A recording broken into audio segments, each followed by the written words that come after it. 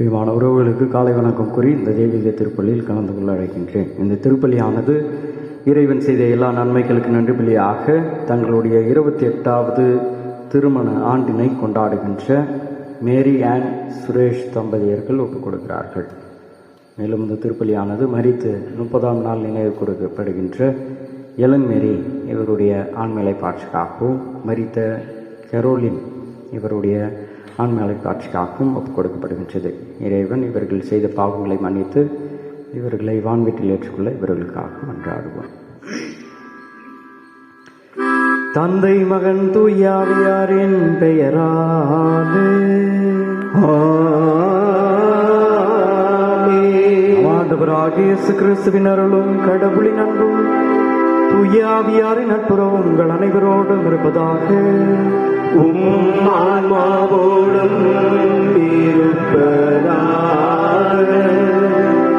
நம்பிக்கையோடு இருப்பவர்களுக்கு ஆண்டவர் எப்பொழுதும் பக்கபலமாக இருக்கின்றார் என்பதை தான் இன்றைய இறை வார்த்தைகள் நமக்கு எடுத்துரைக்கின்றது. ஆண்டவரை நம்பினவர்கள் எப்பொழுதும் கைவிடப்பட மாட்டார்கள் என்று. இயற்கைக்கு எதிராக விஷயங்கள் நடந்தாலும் ஆண்டவர் தன்னுடைய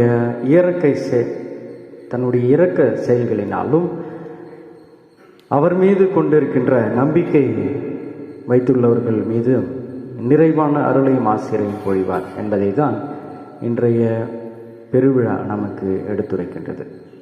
எப்பொழுதெல்லாம் இறை நம்பிக்கை இல்லாமல் வாழ்ந்தோமோ அதை போன்ற நேரத்திற்காக இரக்கம் நிறைந்த ஆண்டவரிடம் மன்னிப்பு கேட்போம்.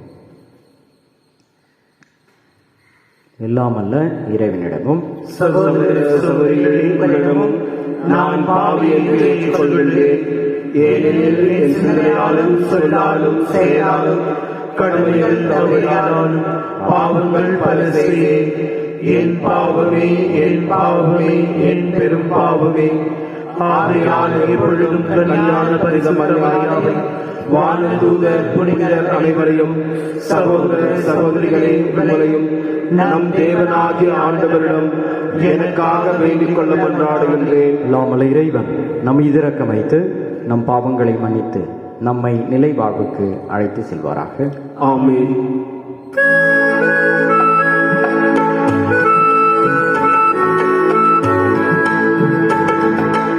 ஆண்டவரே இரக்கமாயிரும்.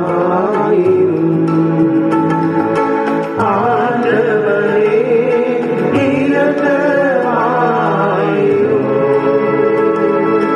கிறிஸ்துவே இரக்கமாயிரும்.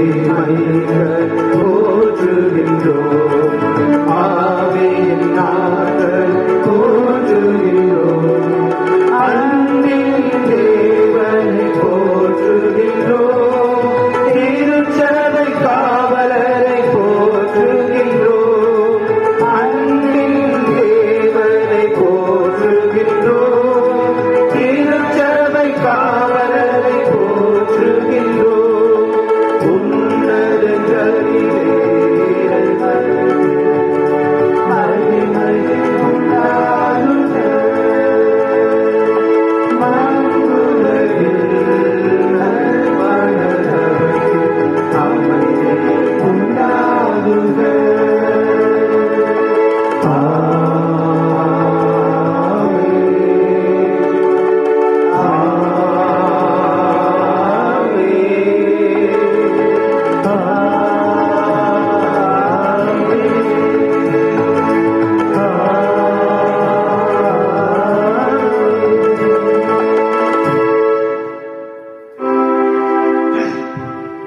மன்றாடுவோமாக. இறைவா, உமது அருளால் பிள்ளைகளாக தேர்ந்தெடுக்க பெற்ற நாங்கள் ஒளியின் மக்களாக இருக்க நீர் விரும்புகின்றேன்.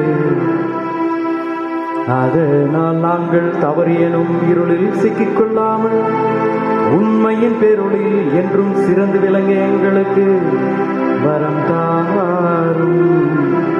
உம்மோடும் தூய ஆவியாரின் ஒன்றிப்பில் இறைவனாய் என்றென்றும் வாழ்ந்து ஆட்சி செய்கின்றவர் வழியாக உம்மை மன்றாடுகின்றோம்.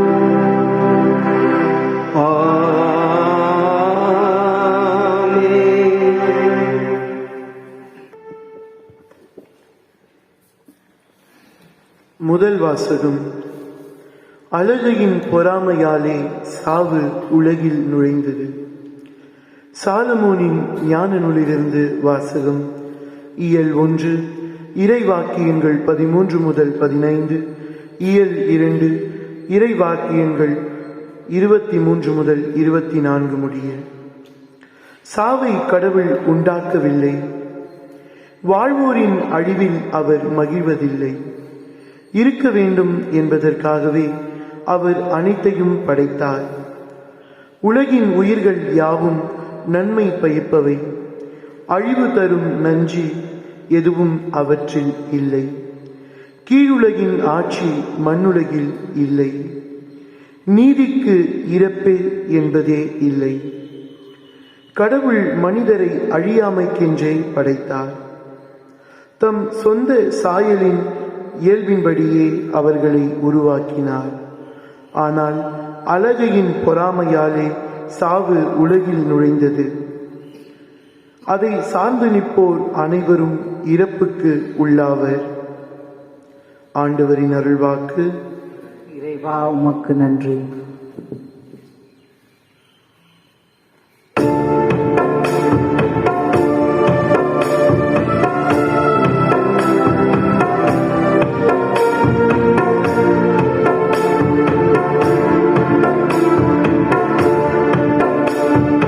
இயேசுவே, உந்தன் வார்த்தையால் வாழ்வு பலம் பெறுமே. நானுமே அன்பு பாதையில் கால்கள் நடந்திடுமே. இயேசுவே, உந்தன் வார்த்தையால் பலம் பெறுமே. நானுமே அன்பு பாதையில் கால்கள் நடந்திடுமே. தேவனே, உந்தன் பார்வையில் என் உள்ளம் மலர்ந்திடுமே. இயேசுவே, என் தெய்வமே, உன் வார்த்தை ஒளிந்திடுமே. இயேசுவே, உந்தன் வார்த்தையா வாழ்வு பலம் பெறுமே.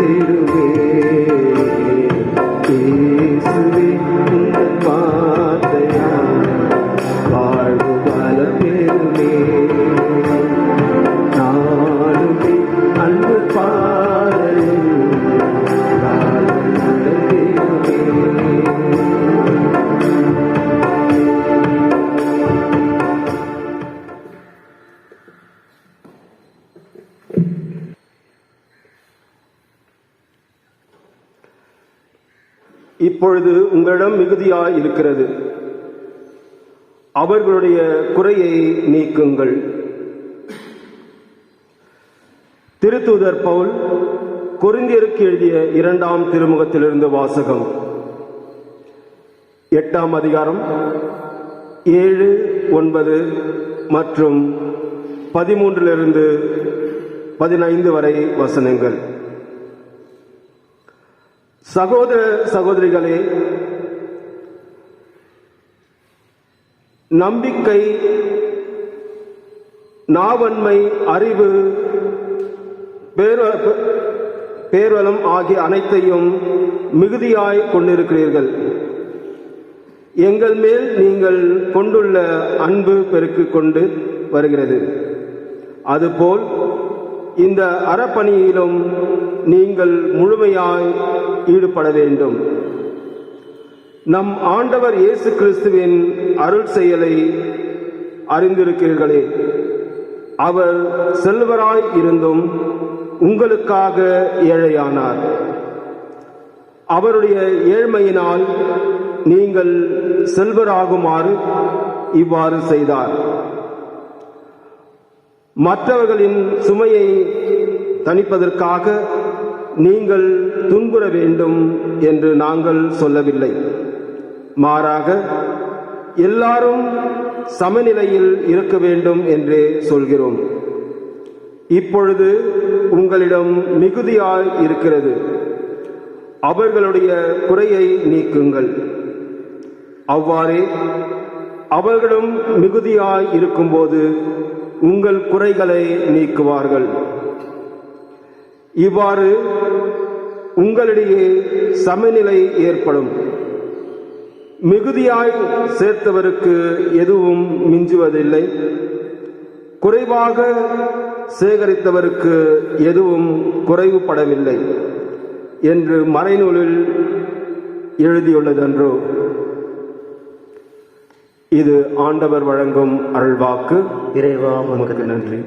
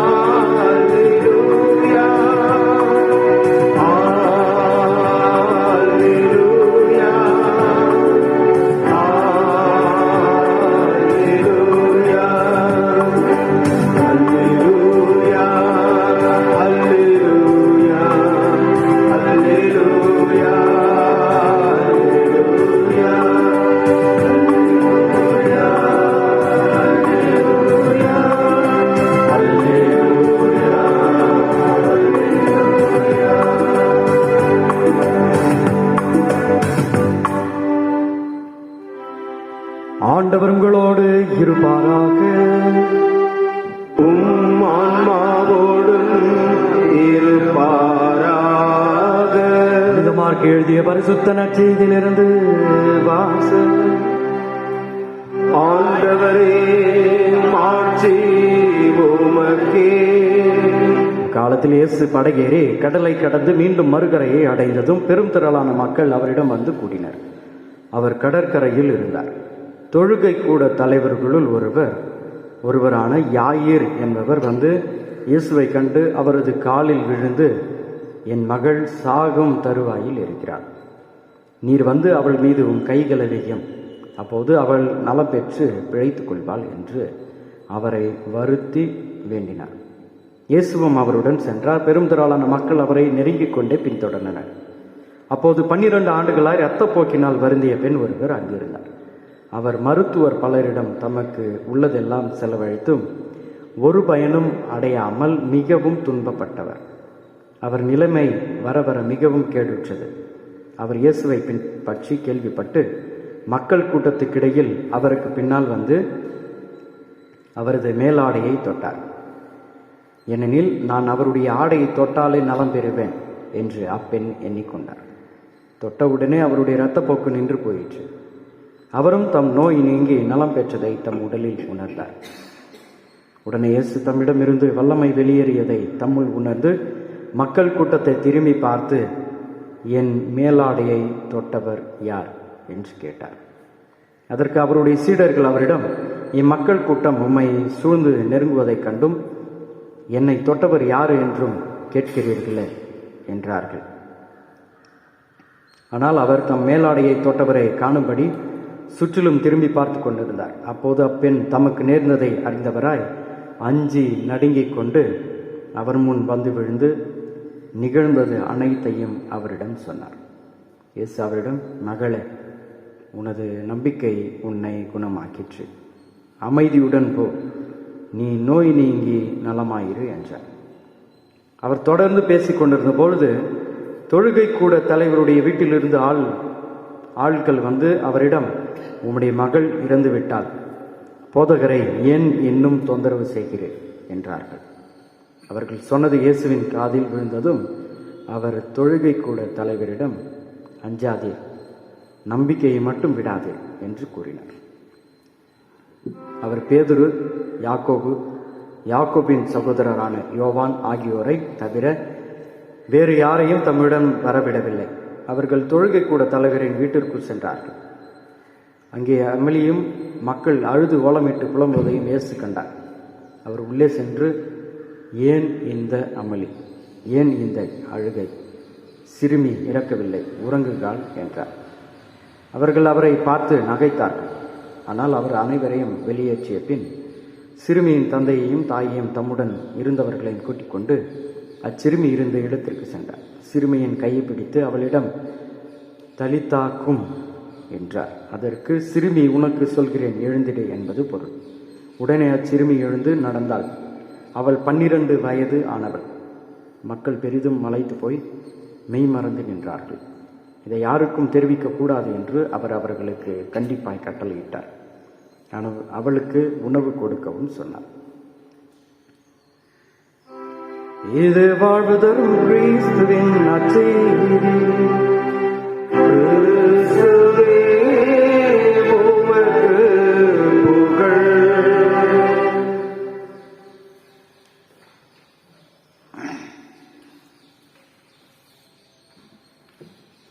அலகையின் பொறாமையால் சாவு உலகில் நுழைந்தது. இயேசுவில் பிரியமான சகோதர சகோதரர்களே,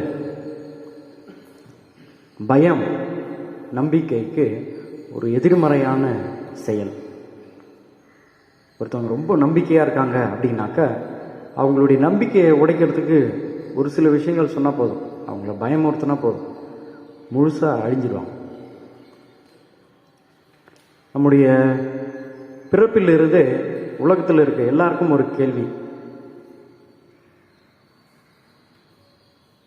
தீமை எப்படி வந்தது? கடவுள் உலகத்தை படைத்தார், படைத்த அனைத்தையும் நல்லதென கண்டார். கடவுள் நல்லவராக இருந்தாக்கா எதற்காக தீமையை உருவாக்க வேண்டும்? தீமையை ஏன் அனுமதித்தார்? தீமையில் கொடியது, மிக மிக கொடியது இறப்பு. இறப்பை எவ்வாறாக கடவுள் அனுமதித்தார்? இந்த கேள்வியெல்லாம் எல்லாருக்குமே இருக்கு.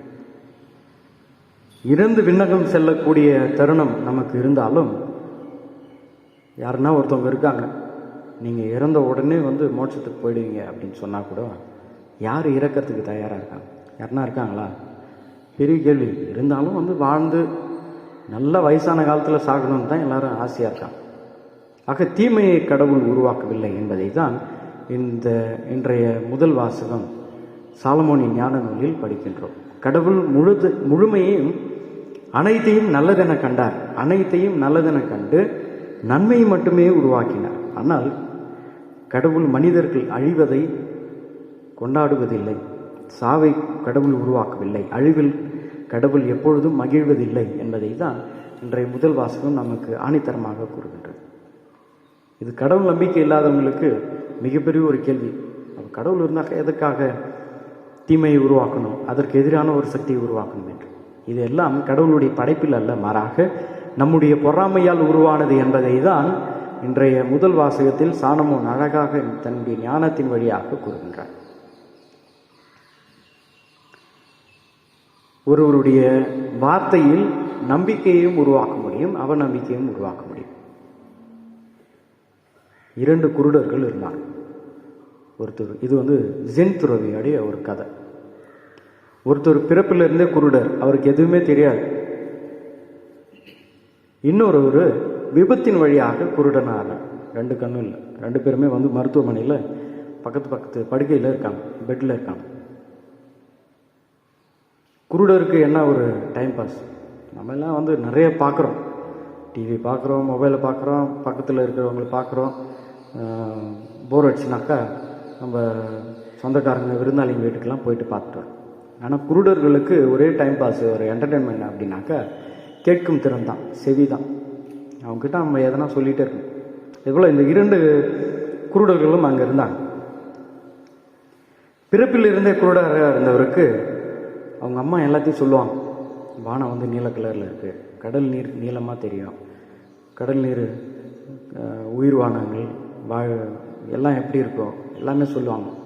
நீங்கள் எப்படி இருப்பீங்க, நாங்கள் எப்படி இருக்கோம். தன்னுடைய செவி திருநாளை கேட்டு தான் அவருடைய சிந்தனைகள்லாம் இருக்கும். ஒரு ஃபாதர் இப்படி இருக்கார் அப்படின்னாக்கா அவருடைய கற்பனையில் அவர் வந்து அவருக்கு அந்த ஒரு பேருக்கான உருவத்தை உருவாக்கி கொள்வார். இதுதான் செவித்திறன். பிறப்பிலிருந்து குருடராக இருந்தவருக்கு பக்கத்தில் இருந்த பெட்டில் இருந்தும் பேசிகிட்டு இருப்பாங்க. இன்றைக்கி வந்து சூரியன் நல்லா அழகாக பகலாக இருக்குது, இரவு நேரத்தில் என்ன இருக்குது அப்படின்னு எல்லாத்தையும் எக்ஸ்பிளைன் பண்ணிகிட்டே இருப்பார். பிறப்பிலிருந்து நல்ல ஒரு கண் பார்வையோடு இருந்து விபத்தில் இழந்த கண் பார்வையை இழந்த அவருக்கு ஒரு ஆச்சரியம், இவரும் குருடர் தானே, எப்படி இதெல்லாம் சொல்கிறாரு அப்படின்னு. ஒரு நாள் வந்து அந்த குருடர் இறந்து விடுகின்றார். அவருக்கு ஒரே துக்கம், என்ன ஏதுன்ட்டு. ஒரு சில வாரங்களில் அவருக்கு கண் மாற்று சிகிச்சை நடக்குது. கண் வந்து மாற்றி வைக்கிறாங்க. பார்வை பெற்ற பிறகு அவருடைய சொந்தங்கள்கிட்டலாம் சொல்லிட்டு இருந்தார். என்னுடைய நண்பர் இருந்தார் படுக்கையில் பக்கத்தில். பிறவிலிருந்தே குருடர் என்பது எனக்கு கடைசி கட்டத்தில் தான் தெரியும். ஆனால் அவருடைய அனுபவமிக்க வார்த்தையால் எனக்கு சொல்லதெல்லாம் வந்து ஒரு நேர்மறையான சிந்தனை தான், நல்லதே தான் சொல்லுவார். ஒரு நம்பிக்கை நிறைந்த வார்த்தைகளை தான் சொல்லுவார். அவர் சொல்லும் பொழுதெல்லாம் உண்மையாகவே இது இருக்குது என்பதை நான் பார்த்துருக்கிறேன்.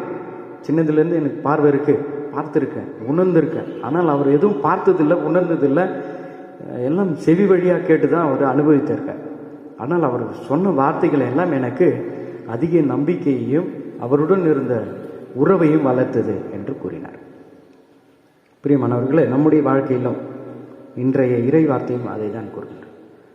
நம்பிக்கையோடு 2 பேர் வராங்க. 2 பேருமே வந்து 12 மையமாக கொண்டு வராங்க.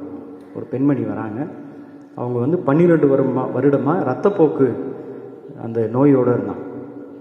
யாயிர் வர அவர் ஒரு படை வீரர்களுடைய ஒரு தளபதி, ஒரு கூட்டத்தினுடைய ஒரு பெரிய பொறுப்பு இருக்கின்ற ஒரு தலைவர். அவர் வந்து இருவரும் செய்கின்ற சில காரியங்கள் ஒற்றுமையாக இருக்கின்றன.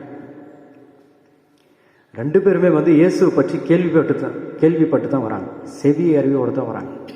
2 பேருமே வந்து இயேசுவை பார்த்ததில்லை, கேட்டு தெரிந்தவர்கள் தான் வராங்க. அந்த பெண்ணுக்கு, அந்த குழந்தைக்கு 12 வயது, இந்த அம்மாவுக்கு 12 வருடங்களாக இரத்தப்போக்கில் கஷ்டத்தில் இருக்காங்க. 12 எதை குறிக்கிறது என்றால் முழுமையை குறிக்கின்றது. எந்த ஒரு மனிதனும் முழுமையாக இருந்தாலும் இறந்துதான் ஆக வேண்டும் என்பதையும் இது குறிக்கிறது. 12 திசைகள் என்று கூறுவார்கள். இஸ்ரேலினுடைய 12 குலங்கள், ஆண்டவர் தேர்ந்தெடுத்த சீடர்கள் 12. இந்த 12 வருடமாக நோய் போக்கில் இருந்த அந்த பெண்மணி பயத்தோடு வராங்க. அவங்கக்கிட்ட இருந்த பயம் என்னவென்றால், முதலாவது உடல் சார்ந்த பிரச்சனைகள். இரத்தப்போக்கில் இருக்கிற எந்த ஒரு பெண்மணியும் யூத குலத்தில் வீட்டிலே வந்து அவமதிப்பாங்க, வீட்டிலே அவங்க தனியாக தான் வைப்பாங்க. மாதவிடாய் வருகின்ற பெண்மணிகளை எதுவுமே தொட விட மாட்டாங்க. இன்றைய காலகட்டத்திலும் அந்த பழக்க வழக்கம் இருக்குது. யூத மதத்தில் மிக சிறப்பாக அவர்கள் அந்த இரத்தப்போக்கு பிரச்சனையில் இருக்கும்பொழுது ஆலயத்திற்கு உள்ளே விடவே மாட்டாங்க. கூட்டத்தோடு ஆண்டவர் வரும்பொழுது அந்த பெண்மணி வருகின்றார். உடல் சார்ந்த பிரச்சனை. இரண்டாவது பொருளாதாரம் சார்ந்த பிரச்சனை. மார்க் நற்செய்தியாளர் அழகாக சொல்கிறார், அவங்கக்கிட்ட இருந்த பணம் எல்லாத்தையும் மருத்துவருக்கு செலவு பண்ணிட்டாங்க, எதுவுமே இல்லை. ஏழை தன்மையில் ஆண்டவரை நிறுவுகின்றார். மூன்றாவது ஆன்மீகம் சார்ந்த பிரச்சனை. அவங்க 12 வருடமாக கோயிலுக்கு போகணும்னு நினைச்சாலும் அவங்கள விடலை. அவங்களுடைய ஆன்மீகமும் குறைவாக இருந்தது, நம்பிக்கை ஆனால் மிகுதியாக இருந்தது. இந்த 3 சார்ந்த பயத்தோட அச்சத்தோட ஆண்டவரை சென்று தொடுகின்றார்கள். இரண்டாவது யாயிருக்கும் மிகப்பெரிய தடையாக இருந்தது கூட்டம். அந்த குழந்தையை பார்த்து மக்கள் வராங்க, வந்து சொல்கிறாங்க, கூட்டமாக சொல்கிறாங்க, சிறுமி இறந்துட்டாங்க, ஏன் இன்னும் போதகரை டிஸ்டர்ப் பண்ணுறீங்க? இரண்டாவது அந்த கூட்டம் எல்லாம் வந்து அந்த யாயிருக்கு, படைத்தலைவருக்கு அவநம்பிக்கையை கொடுக்குறாங்க. அதான் குழந்தை செத்து போச்சு, எதுக்காக மீண்டும் மீண்டும் அவரை கேட்டுட்டு இருக்காங்க. மூன்றாவது அந்த தலைவருடைய நம்பிக்கை. அந்த இரத்தப்போக்குடன் கஷ்டப்பட்ட அந்த பெண்மணியினுடைய நம்பிக்கையும் யாயினுடைய நம்பிக்கையும் எப்பொழுதும் எந்த கூட்டத்தில் எத்தனை பேர் கத்தி சொன்னாலும் அவர்களுடைய நம்பிக்கை குறையவே இல்லை, ஒரே நிலையில் இருந்தாங்க. அப்பொழுதுதான் ஆண்டவர் 2 வார்த்தைகளை கூறுகிறார், யார் என்னை தொட்டது என்று. அப்படின்னாக்கா நிறைய பேர் தொடுறாங்க. கூட்டத்தில் போகும்பொழுது என்னை யாரும் தொடாமல் போகணும் அப்படின்னாக்கா ஆகுமா? சென்னையில் டி நகரில் நடந்து போகிறோம், என்னை யாரும் தொடவே கூடாது, இல்லை பாம்பேயில் மார்க்கெட்டுக்குள்ளே நடந்து போகிறோம், ஆகுமா? ஆகாது. தொடாமல் போகணுன்னாக்கா ஆவியாக தான் போகணும். மனித உடலோட போனாக்க எல்லாரும் தொட்டுட்டு தான் போகணும். அதுபோல் அந்த கூட்டத்தில் ஆண்டவர் நடந்து போகும்பொழுது நிறைய பேர் கேட்டிருக்காங்க, இவர் நிறைய அற்புதங்கள், அதிசயங்கள், புதுமைகள்லாம் செஞ்சுருக்காரு அப்படின்னு கேட்டு அந்த பெண்மணி போல் நிறைய பேர் வந்திருக்காங்க. கூட்ட நெரிச்சல்லாம் ஆண்டவர் கேட்கின்றார், யார் என்னை தொட்டது என்று. யாரெல்லாம் ஆண்டவரை தொட முடியும் என்றால் முழுமையான நம்பிக்கையுடன், எந்த ஒரு அவநம்பிக்கையும் இல்லாமல். கூட்டம் நிறைய சொன்னாலும், குடும்பத்தில் பிரச்சனை வந்தாலும், இந்த பிரச்சனையிலிருந்து உன்னால் மீண்டு எழ முடியாது, எவ்வளோ தடை வந்தாலும், பொருளாதாரத்தில் பிரச்சனை வந்தாலும், இதையெல்லாம் தாண்டி என்னுடைய நம்பிக்கை ஆண்டவர் மீது இருக்கின்றது, எப்பொழுதும் தளர்ந்து விடாது, நான் ஆண்டவர் மீது வைத்துள்ள நம்பிக்கை குறையவே குறையாது என்று நினைப்பவர்களுக்கு ஆண்டவர் கேட்கின்ற கேள்வி இதுதான், எதற்காக என்னை தொட்டீர்கள் என்று. யார் என்னை தொட்டது? அப்போ கூட்டத்திலேருந்து எப்பவும் நிறைய பேர் அவமதிப்பாங்க, இவ்வளோ கூட்டங்குது, என்ன ஏசப்பா சிரிப்பு காட்டுங்கிறாரு, இவ்வளோ பேர் இருக்கிறாங்க, எத்தனை பேர் தொட்டுட்டு போகிறாங்க, யார் என்னை தொட்டதுன்னு கேட்குறாரு. ஆண்டவர் கேட்கின்ற கேள்வி என்னவென்றால், நம்பிக்கையின் பேரில் என்னை தொட்டது யார்? அந்த பெண்மணி பயத்தோடு வராங்க. வரும்பொழுது ஆண்டவர் கேட்குறாங்க. அவருடைய பிரச்சனைகள் எல்லாம் ஆண்டவர் அப்படியே ஸ்கேன் பண்ணிட்டு, ஆண்டவர் இயேசு கிறிஸ்துவுக்கு முழுமையாக தெரியுது, உன்னுடைய நம்பிக்கை உன்னை குணமாக்கிற்று, சரி. யாருக்கும் அதே வார்த்தை தான் சொல்கிறார். அங்கே போகிறார், தொடுகின்றார். முழுமையாக குணமானாலும் ஆண்டவர் அந்த பெண்மணியை தொட்டு உன்னுடைய நம்பிக்கை குணமாகிற்று என்று கூறியது மீண்டும் தொடுவது எதற்காக என்றால், மீண்டும் அவநம்பிக்கை கொள்ளாமல் இதே நம்பிக்கையில் இருக்கணும் அப்படின்னு. யார் நம்பிக்கையோடு வராரு, உன்னுடைய குழந்தை இன்னும் சாகவில்லை என்று சொன்னால், குழந்தை சாகலை, அவங்க போய் அப்படியே பார்த்துருக்கலாம். எதற்காக மீண்டும் குழந்தையை தொட்டு தலித்தாக்கும், சிறுமி நான் கூறுகின்றேன் எழுந்திரு என்று ஆண்டவர் கூறுகிறார் என்றால், நம்பிக்கை குறையக்கூடாது என்று. மேலும் கூட்டத்தை ஆண்டவர் அங்கே யாயிரு வீட்டில் அலோவ் பண்ணல. ஏன் அப்படின்னாக்கா, அவங்க ஒரு எதிர்மறையான ஒரு சிந்தனையோடு இருக்காங்க, ஒரு நெகட்டிவ் தாட்டோடு இருக்காங்க. இதெல்லாம் குழந்தைய தான் செத்துச்சு, இவர் போய் என்னத்தை பண்ண போகிறாரு அப்படின்னு. அவருடன் தன்னுடைய 3 சீடர்களை மட்டும்தான் அழைத்து செல்கின்றார். ஏனென்றால் அவர் இறக்கும் பொழுது இவர்கள் யாரும் இருக்க மாட்டார்கள், அவநம்பிக்கையோடு ஓடிடுவாங்க என்று தெரிந்திருந்தாலும் அவர்களுடைய நம்பிக்கை மேலும் மேலும் வளர வேண்டும் என்பதற்காகவே அந்த சீடர்களை ஆண்டவர் அழைத்து செல்கின்றார். யாருடைய வீட்டுக்கு போனவன்னு எல்லாம் முடிஞ்சு அந்த குழந்தை எழுந்திருக்கு. ஆண்டவர் தொட்டு குணப்படுத்திய பின் அந்த குழந்தைக்கு உணவு கொடுக்கின்றார். நம்முடைய வாழ்க்கையிலும் இந்த கூட்டம் ஆண்டவருடைய காலத்திலிருந்து இப்பொழுது வரைக்கும் இருந்து தான் இருக்கு. முதல் வாசகத்தில் சாலமோன் கூறியதை போல, ஆண்டவர் அனைத்தையும் நல்லதென கண்டார், நம் அனைவரையும் நல்லவர்களாக படைத்தார், தாயின் கருவறையில் நல்ல பிள்ளைகளாகவே படைத்தார். இந்த கூட்டம் தான் நம்மை மாற்றிட்டே இருக்கு. சில நேரத்தில் நல்லவங்களாக இருக்கும், சில நேரத்தில் நம்பிக்கை உள்ளவர்களாக இருக்கும், சில நேரத்தில் கடவுள் நம்பிக்கை இல்லாதவர்களாக இருக்கும். ஆக நாம் நமக்கென்று ஒரு பர்சனாலிட்டி இருக்குது, நமக்கென்று ஒரு பாதை இருக்குது, நமக்கென்று ஒரு பயணம் இருக்குது அப்படின்னாக்கா அந்த பயணத்தில் கூட்டத்தில் நிறைய பேர் வருவாங்க. யாயிரை அவநம்பிக்கை உள்ளாக்கிய மக்களும் அப்போஸ்தலர்கள் அவை நம்பிக்கையுடன் இருந்ததை போலவும் அந்த பெண்மணியை சுற்றி இருந்த அவநம்பிக்கை கொண்ட கூட்டம் போல நம்முடைய சில உறவுகள் அது போல இருக்கும். இவன் வளர மாட்டான், எப்பயுமே இப்படியே தான் இருப்பான், இவனுக்கு இதுதான் தடை, இது மூஞ்செல்லாம் பார்த்தாலே தெரியுமே அப்படின்னு நிறைய பேர் ஃபுல் ஸ்டாப் போட்டுருவாங்க. ஆனால் ஆண்டவர் மீது நம்பிக்கை கொண்டிருப்பவர்களுக்கு வாழ்க்கை தொடர்ச்சியான ஒரு பயணமாக இருக்கும். இறந்தாலும் அவர்கள் அவருடன் நிரந்தரமாக விண்ணகத்தில் வாழ்வார்கள். இதுதான் நமக்கு ஆண்டவர் கொடுக்கின்ற பாடம். ஆக நம்பிக்கையை தளராமல் நாம் பயணிக்கும் பொழுது நமக்கு தீமை, சாவு, நோய் இவைகளை கண்டு நாம் அஞ்ச வேண்டாம். கடவுள் நம் அருகில் இருக்கின்றார். நம்முடைய நம்பிக்கையின் பேரில் நாம் அவரை தொட்டாலும், நம்முடைய நம்பிக்கையின் ஜெபத்தை கேட்டு அவர் நம்மை தொட்டாலும் நமக்கு எப்பொழுதும் உயிர்ப்பு தான். இதை தான் ஆண்டவர் நமக்கு மேலும் கூறிக்கொண்டே இருக்கின்றார். இந்த 12 ஆண்டுகள் அவமானத்தில் இருந்த அந்த பெண்மணி நம்பிக்கையை விடவில்லை. 12 வயதான அந்த குழந்தையை தந்தையினுடைய நம்பிக்கையை ஆண்டவர் விட்டுவிடவில்லை. எப்பொழுதும் நம்பிக்கைக்குரியவர்களுக்கு ஆண்டவர் கரம் பிடித்து வழிநடத்துகின்ற தந்தையாகவும் தாயாகவும் இருக்கின்றார். அதே நம்பிக்கையை நாமும் கொண்டிட இந்த திருப்பலியில் தொடர்ந்து மன்றாடுவோம்.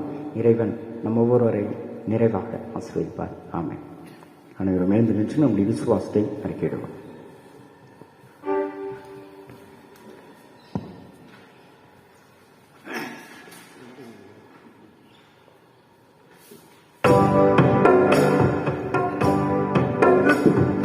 விண்ணையும் மண்ணையும் படைத்தவராம் கடவுள் ஒருவர் இருக்கின்றார். தந்தை, மகன், தூய ஆவியராய் ஒன்றாய் வாழ்வோரை நம்புகிறேன். தூய ஆவியின் வல்லமையால் இறைமகன் நமக்காய் மகிழரானார். கண்ணீர் மறியிடம் பிறந்தவராம் இயேசுவை உறுதியாய் நம்புகிறேன். தாத்துவின் ஆட்சியில் பாடுபட்டார், சிலுவையில் இறந்து அடக்கப்பட்டார். 3ஆம் நாளில் உயிர்த்தெழுந்தார், இறப்பின் மீது வெற்றி கொண்டார். விண்ணகம் வாழும் தந்தையிடம் அரியணை கொண்டு இறக்கின்றார். உலகம் முடியும் காலத்திலே நடுவராய் திரும்பவும் வந்திடுவார். தூய ஆவியாரை நம்புகிறேன், பாரில் அவர் துணை வேண்டுகிறேன். பாவ மன்னிப்பு தூய்மை பெற்று பரிகார வாழ்வில் நிலைத்திடுவேன். திரு அவை உரைப்பதை நம்புகிறேன், புனிதர்கள் உறவை நம்புகிறேன். உடலின் உயிர்ப்பை நிறைவாழ்வை உறுதியுடனே நம்புகிறேன்.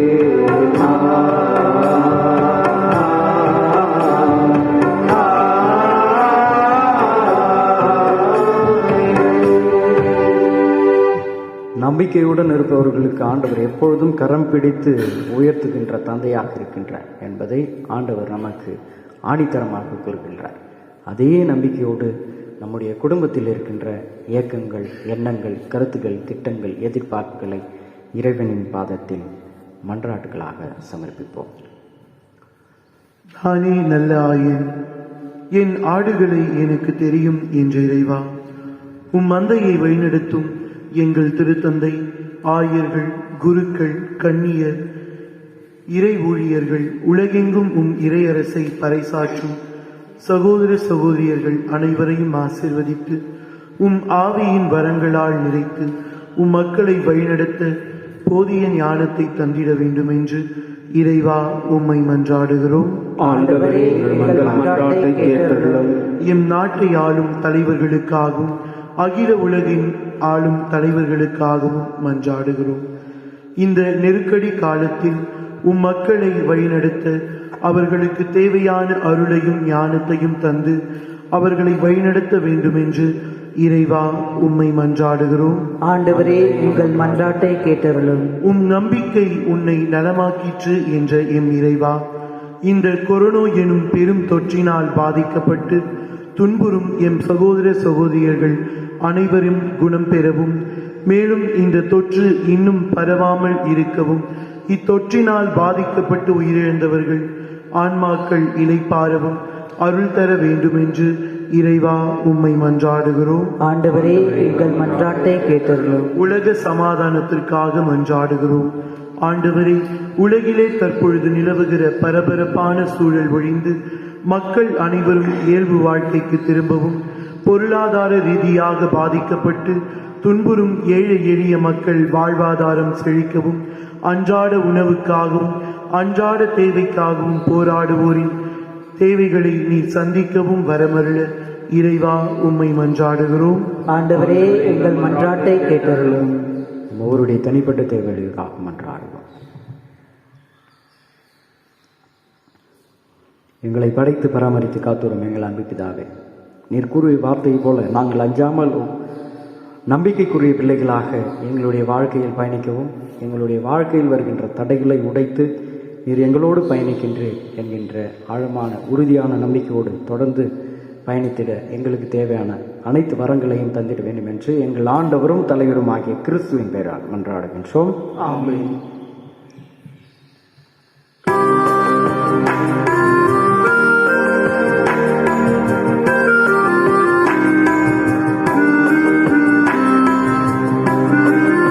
அன்போடு வந்தோம், காணிக்கை தந்தோம், அன்போடு ஏற்பார் ஆண்டவரே, உம்மடியோடு சேர்வார் தூயவரே.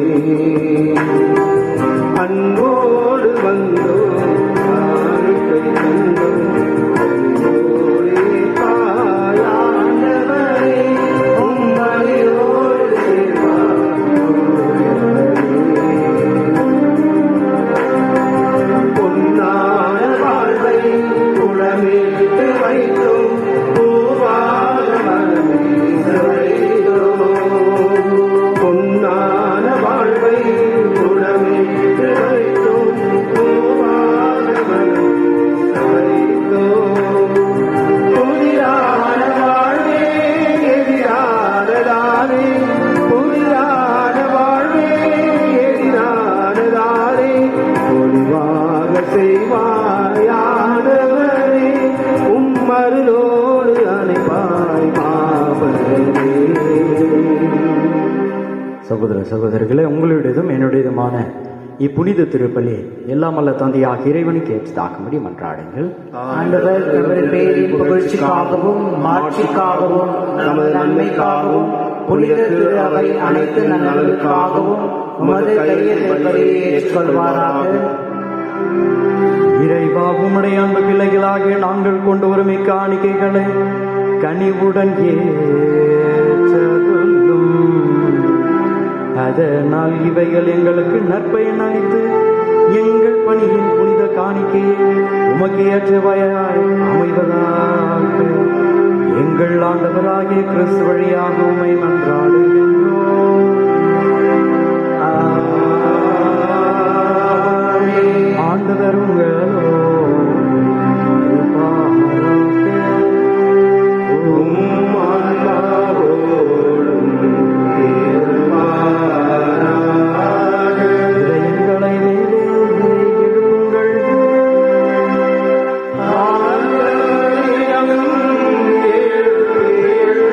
நம் இறைவனாகிய ஆண்டவருக்கு நன்றி கூறுவோம். தகுதியும் நீதியுமானதே.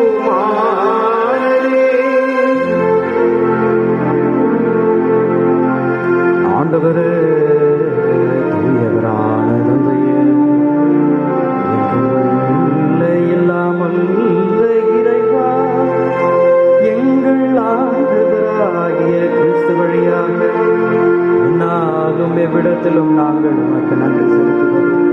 மெய்யாகவே தகுதியும் விதியுமாகும் எங்கள் கடமையும் மீட்புக்குரிய செயலுமாகும்.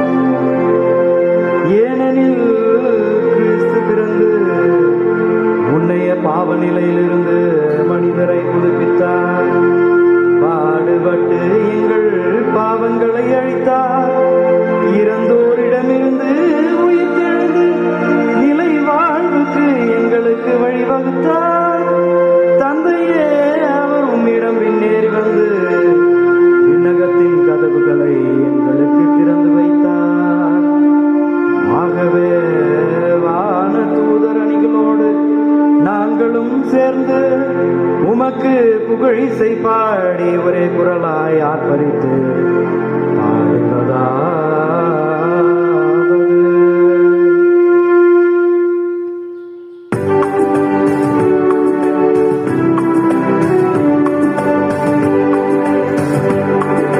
தூயவர் தூயவர் வான்படைகளின் கடவுளமானவர். விண்ணகமும் மண்ணகமும் உமது மாட்சியால் நிறைந்துள்ளன. உன்னதங்களிலே ஓசானா, உன்னதங்களிலே ஓசானா, உன்னதங்களிலே ஓசானா, உன்னதங்களிலே ஓசானா. ஆண்டவர் திருப்பெயரால் வருபவர் ஆசி பெற்றவரே. உன்னதங்களிலே ஓசானா, உன்னதங்களிலே ஓசானா, உன்னதங்களிலே ஓசானா, உன்னதங்களிலே ஓசானா. ஆண்டவரே, நீர்மையாகவே தூயவர், தூய்மை அனைத்திற்கும் ஊற்று. ஆகவே உம்முடைய தூய ஆவியை பொழிந்து இக்காணிக்கைகளை தூய்மைப்படுத்த உம்மை வேண்டுகின்றோம். இவ்வாறு எங்கள் ஆண்டவர் இயேசு கிறிஸ்துவின் திரு உடலும் திரு இரத்தமுமாக எங்களுக்கு இவை மாறவனவாக. அவர் பாடுபட உளம் கனிந்து நம்மையே கையளித்தவும் அப்பத்தை எடுத்து நன்றி செலுத்தி அதை பிட்டு தம் சீடருக்கு அளித்து இயேசு கூறியதாவது: அனைவரும் இதிலிருந்து பெற்று உண்ணுங்கள், ஏனெனில் இது உங்களுக்காக கையளிக்கப்படும் என் சரீரம்.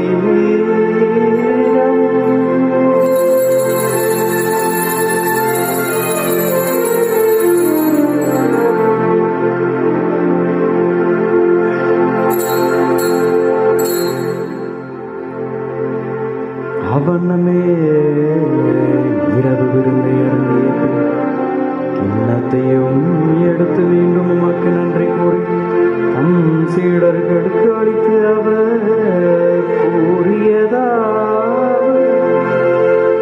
அனைவரும் இதிலிருந்து பெற்று பருகுங்கள், இது புதிய நிலையான உடன்படிக்கைக்குரிய என் இரத்தத்தின் கிண்ணம். இது மன்னிப்புக்கென்று உங்களுக்காகவும் பலருக்காகவும் சிந்தப்படும். இதன் நிறைவாக செய்யுங்கள்.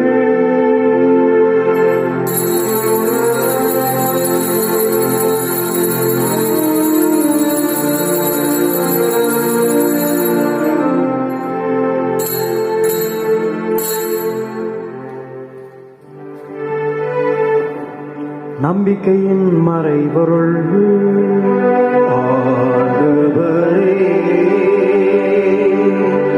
நீர் வருவரும் உமது இறப்பிலை அறிக்கையிடுகின்றோம்.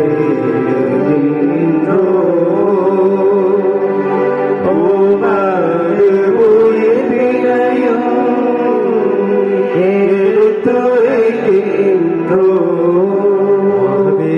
ஆண்டவரே, நாங்கள் கிறிஸ்துவின் இறப்பையும் உயிர்ப்பையும் நினைவு கூர்ந்து வாழ்வு தரும் அப்பத்தையும் மீட்பளிக்கும் கிண்ணத்தையும் உமக்கு ஒப்பு கொடுக்கின்றோம்.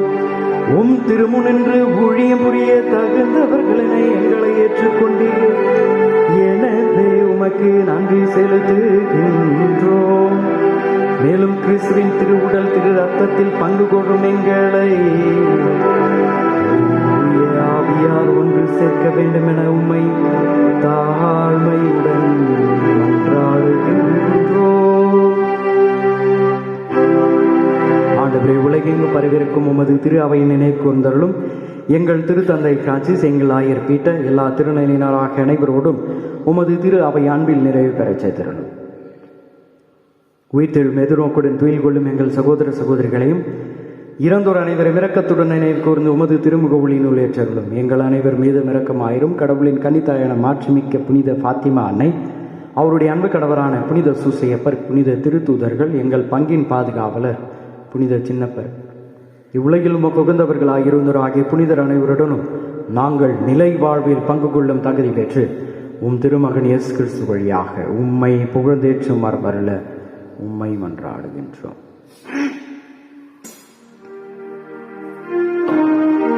இவர் வழியாக இவரோடு இவர் எல்லாம் கொல்ல இறைவனாகிய தந்தையே தூய ஆவியாரின் ஒன்றியத்தில் எல்லா புகழும் ஆட்சியும் என்றென்றும் உமக்கே உரியதே.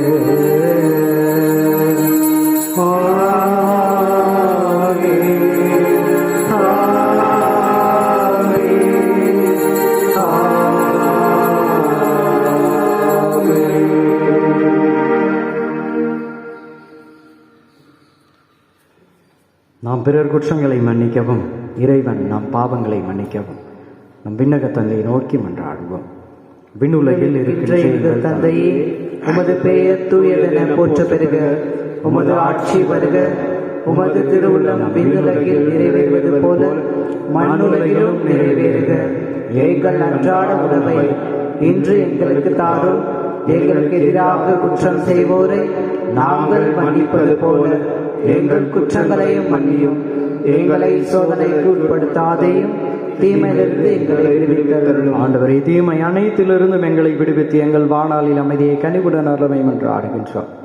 உமது இரக்கத்தின் உதவியால் நாங்கள் பாவத்திலிருந்து எப்போதும் விடுதலை பெற்று யாதொரு கலக்கமும் இன்றி நலமாயிருப்போமாக. நாங்கள் எதிர்நோக்கியிருக்கும் பேரின்பத்திற்காகவும் எம் மீட்பராக இயேசு கிறிஸ்துவின் வருகைக்காகவும் காத்திருக்கின்றோம்.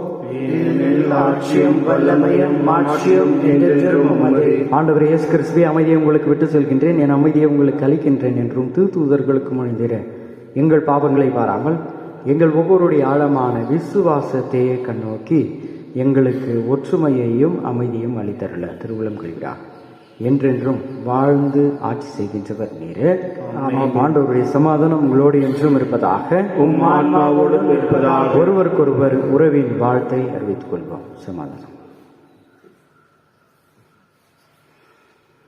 உலகின் பாவங்களை போக்கும் இறைவனின் செம்மறியே, எங்கள் மேல் இரக்கமாயிரும்.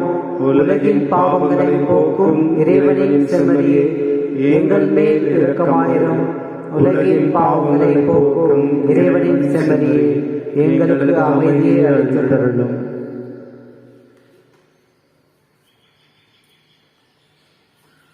பிரியமானவர்களே, இதோ இயேசு கிறிஸ்து இறைவனின் செம்மறியே, உலகின் பாவங்களை போக்குகின்றவர். எவ்வளவு தடைகள், துன்பங்கள், பிரச்சனைகள் வந்தாலும் நம்பிக்கையை எந்த நேரத்திலும் விட்டுவிடாதீர்கள் என்று கூறுகின்ற நம்பிக்கையின் ஆண்டவர் இவர். இவருடைய திருவிருந்திற்கு அழைக்கப்பெற்ற நாம் அனைவரும் பெறு பெற்றோர். ஆண்டவரே, நான் தகுதியற்றவன், ஆனால் ஒரு வார்த்தை மட்டும் சொல்லிருளும், எனது ஆன்மா நலமடையும். கிறிஸ்துவின் திருவுடல் திரு ரத்த நன்மை காத்து முடிவில் அவர் வைப்பதாக.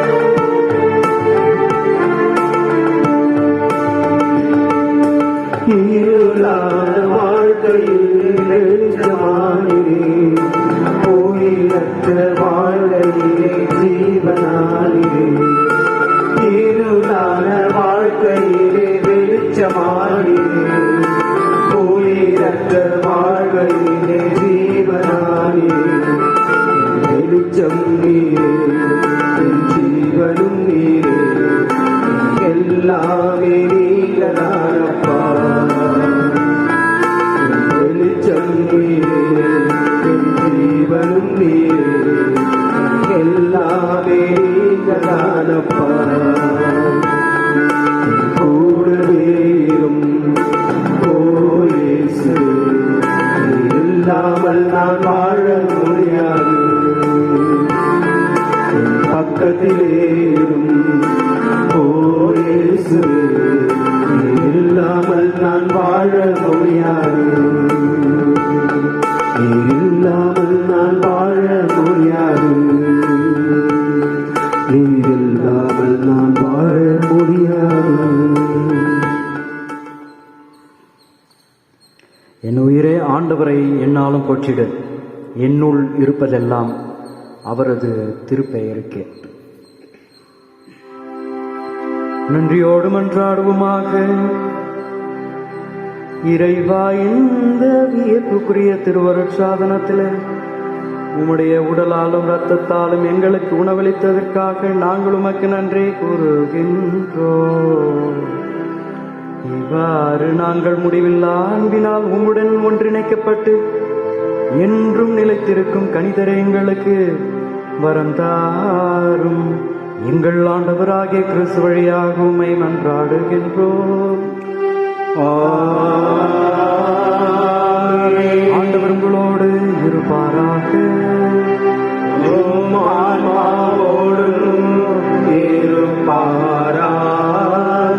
எல்லாம் வல்ல இறைவன் தந்தை, மகள், தூயாவியார் உங்கள் அனைவரையும் ஆசீர்வதிப்பாராக.